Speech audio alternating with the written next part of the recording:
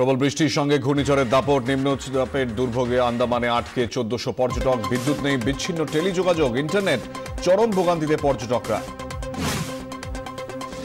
উত্তাল সমুদ্রে চলছে না কোনো জলযান। দুর্যোগের ঝাপটায় আজও নগর করতে পারল না নৌবাহিনীর 4 যুদ্ধ জাহাজ। বেড়াতে গিয়ে অথই জলে রাজ্যের 600 পর্যটক।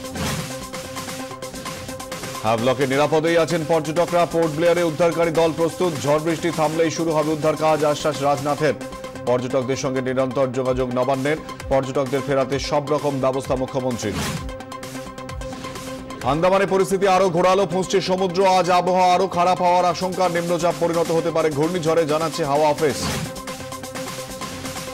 আজ নোট বাতিলের 1 মাস। সংসদে যৌথ প্রতিবাদে বিরোধীরা। কালো কাপড় বেঁধে গান্ধী মূর্তির সামনে বিক্ষোভ।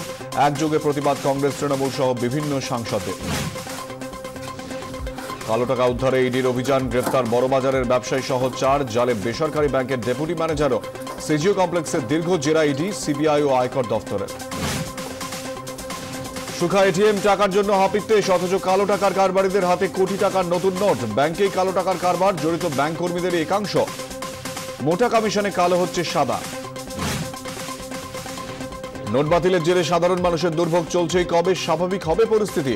1 মাস পরও উত্তর দিতে পারলেন না রিজার্ভ ব্যাংকের গভর্নর। বারবার বলা সত্ত্বেও কান দেননি সাইরাস মিস্ত্রি, তাই টাটা সন্সের চেয়ারম্যান পদ থেকে অপসারণ। ফের বিস্ফোরক রতন টাটা। অবিলম্বে ডিরেক্টর পদ ছাড়ুন, সাইরাসকে বার্তা রতন টাটার।